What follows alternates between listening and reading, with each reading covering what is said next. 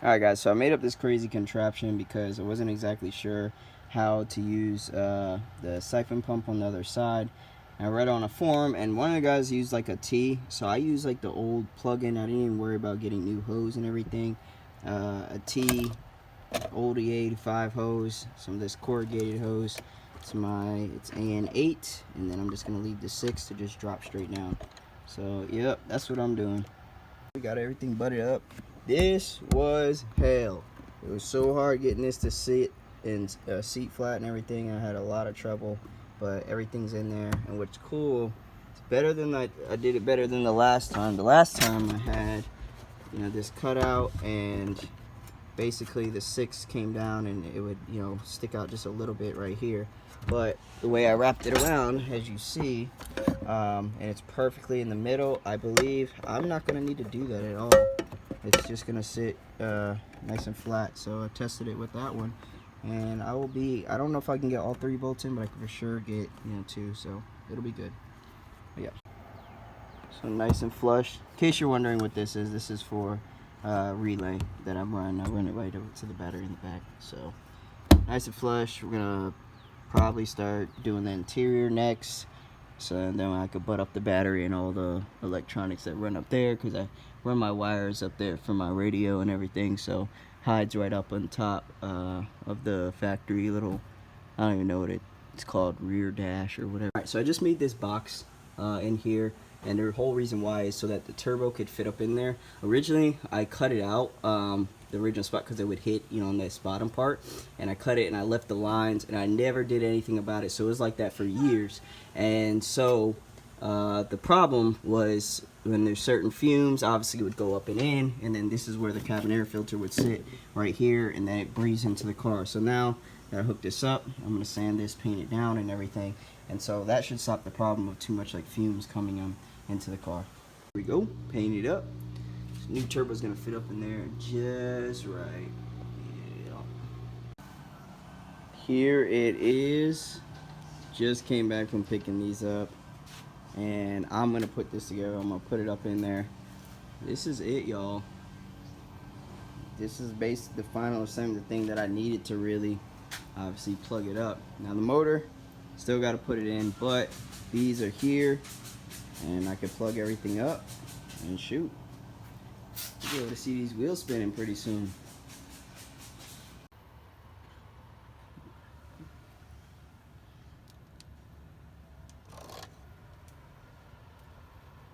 Yeah, look at that. The drive shaft waiting for me to be plugging it to the transmission. We're so close, but just a couple of things that we got to get situated. We got the transmission right here, still apart. The diff, long story short, the bearings have to be pressed in, so I'm getting those pressed in currently. And I still got to do stuff with the casing and whatnot, and I got to, figure all that out to do the 4th gear support and everything. But that's that kind of stuff. But as well, waiting for the motor to come back. And once the motor comes back and the transmission up, that's it. I put everything in, and I could just start plugging the whole front all the way back together, which is really exciting, because then I could test it and see how the wheels spin and everything. I still do have to do the wiring in there, and I'll probably get to that next. I'll get to that pretty soon this week. But currently this is where the car is sitting, and it's basically ready. Everything else, I got my lugs in place. I gotta do wheel wells though. I gotta get that up, and I still do have to get just one other thing. It's I gotta do the CV boots. Gotta fix those. Those are bad. And then yes, I still gotta do exhaust. I'm gonna have to figure that out. Now that one's gonna be a little bit of a headache. I'm not going to be able to really much use most of my old exhaust. I'm going to get like a little kit and then plug it up and see how we could do it. And hey, just a couple little things. But other than that, since the car was already, tuned and everything before, that should be fine. I may just have to get it retuned just to go about, because of now we're all-wheel drive. So that's the difference. Alright, you guys about to see a real nice struggle. So we're going to get this thing all the way across to the other side.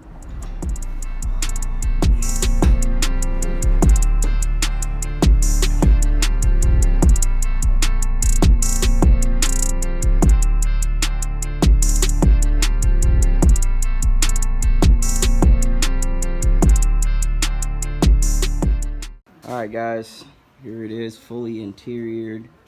Everything is in. Steering wheel, all of the center, everything. So that's exciting. I could not worry about that. I could move on. I got a couple things in the rear. I got these CV boots that I gotta put on the inner CV because it is ripped down there, which it'll be super easy to get to. Then transmission, still waiting on motor. This transmission, I'm gonna assemble that today. I retorqued it and everything to the right specs, so I'm gonna put it all back together and see how it is, and check on how much play it has, because the diff is supposed to have a certain amount of play. So I'm gonna go through all that kind of stuff today, and we should be up and running in a couple of weeks. As long as motor comes back fine and the transmission checks out, we should be good. Probably more excited to start it than everything else. I miss driving this thing. It was a very fun car. Alright, so I'm going to work on getting this diff in, and what I'm going to do is separate, take this stuff apart first. Y3. So that I can get that in there. All this stuff is in the way.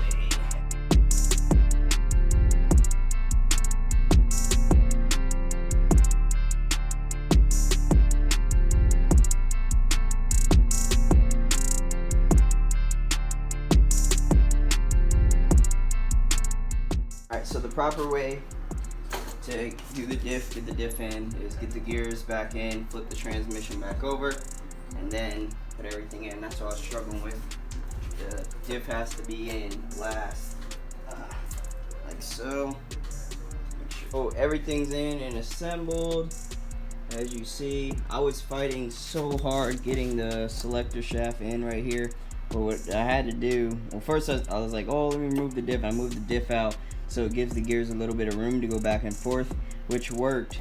But what I was being dumb with was not paying attention to the fact of this, because it was in some, so it was just hitting on that. So if I would have pulled it out, I wouldn't have had the headache that I had. So, but nevertheless, it's together now. That's good. So I'm gonna go ahead and seal it up, and go ahead and just have that waiting and sitting, so that when the motor gets here, we can butt it up and just see how everything is.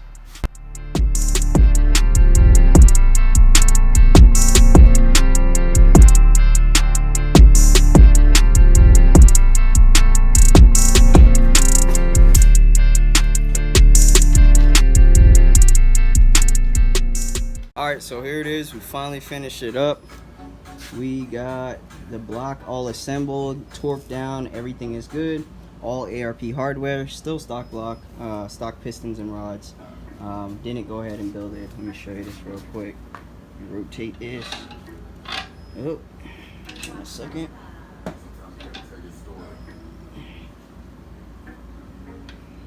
See, stock pistons, rods, as you can see. But one day we'll be able to build it.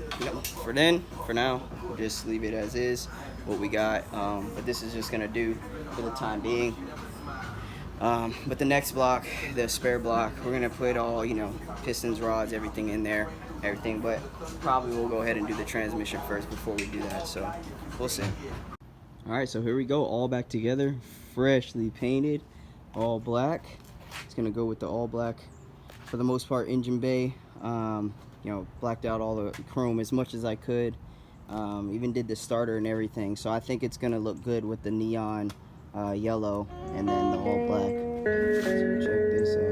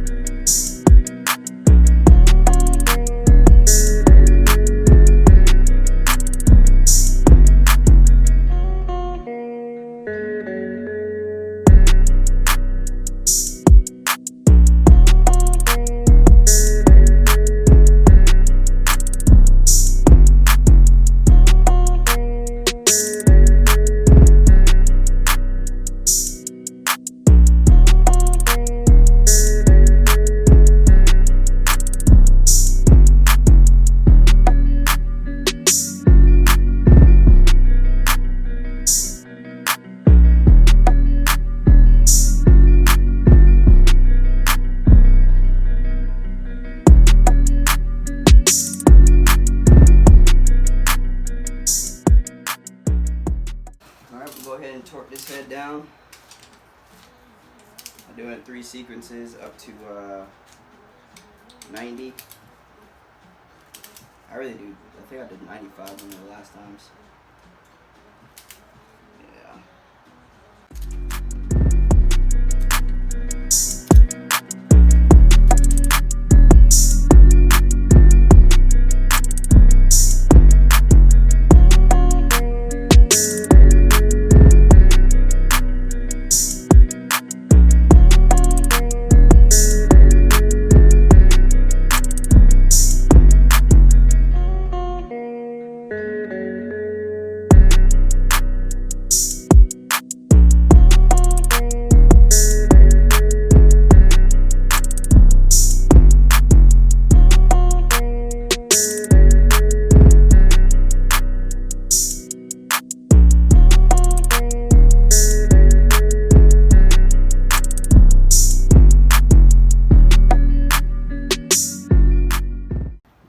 It's time. I'm gonna get this butted up to this and see how it fits up in there.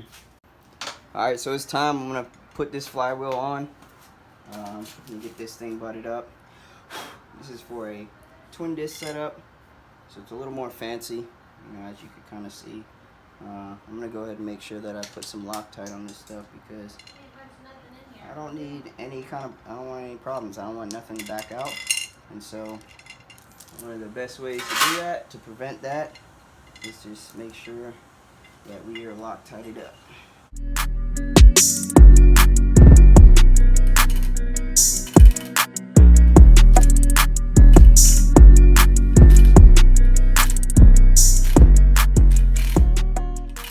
Alright, we're back at it this morning, and here we are. I just put my Clutch Masters 725 on. I torqued it down. It's only like 22 foot-pounds, which is kind of crazy, which I would think would be more. So I'm gonna go ahead and attempt to put this transmission on. I was fighting it yesterday really hard, and I couldn't, you know, get it in, but I rechecked everything, made sure, retorqued, and we're gonna see this morning if we can get it in. So let's get started.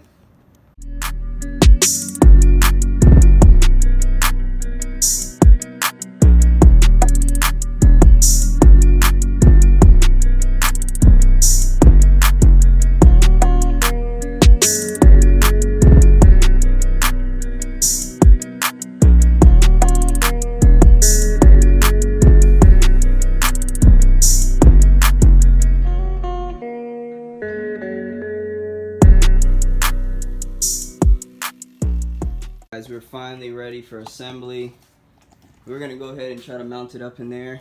What I'm gonna do, I'm gonna record this little part real quick. Let's see if we can get it mounted up, because after we get this thing mounted up, then I gotta weld the little brackets for the drive shaft, and then from there everything should just fast forward. Everything else is the same.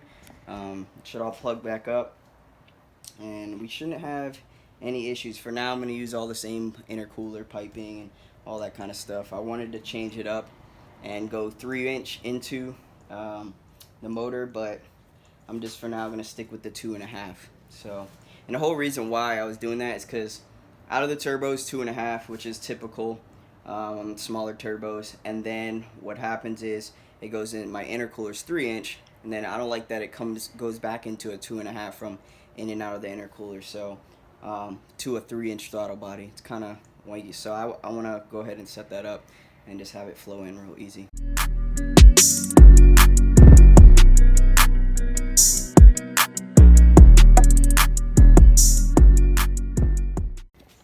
Alright, after all that fighting, it's mounted. It's mounted in there. There we go. I'm going to go ahead and tighten up these sides real good, and then I'm going to check on the underneath before I go ahead and move on to anything else, before I get too comfortable and then find out, you know, something's wrong down there. So I'm going to go ahead and get it.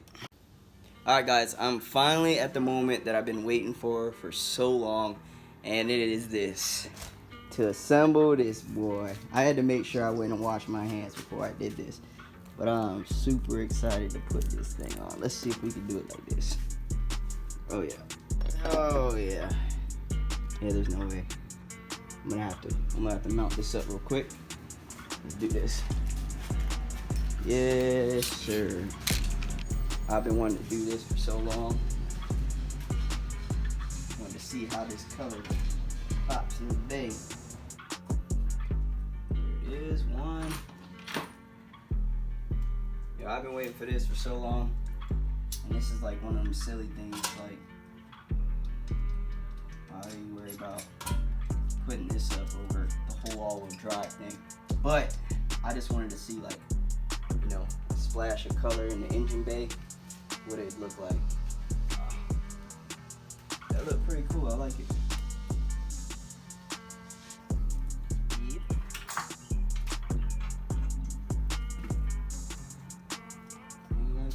I don't know. Now the light is like shining really hard on the neon, so it's really, really bright in the video, but it's not that bright, you know, in real life. I can't get a good angle of it with it not shining. There we go. That's what it looks like. But it just shines pretty hard. I think this is a cool little combination of the engine bay. What y'all think? Alright guys, so what I'm going to go ahead and do in the meantime is I'm going to plug up everything I possibly can. I'm going to get the alternator in, get the AC system plugged back up, all my oil, feed and drain, power steering. I'm going to plug all that up. I'm not going to film this part because it's going to be long. And then I'll be back as soon as all that stuff is done. So we got a lot, but you know where everything's at. So, but hey, let's get it. Alright guys, here we are, basically all finished up. All I gotta do is I'm gonna add in my oil, my coolant, gotta bleed the brakes and everything. But turbo on, everything on. I mean, I'll do the lights and everything later on. Fire in the hole. No, no spark. Woo!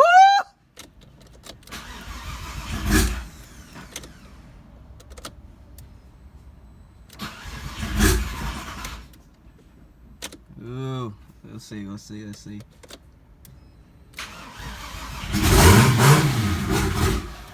Woo, that is so loud. Yeah, I think no the dog bone in it either. I just yeah.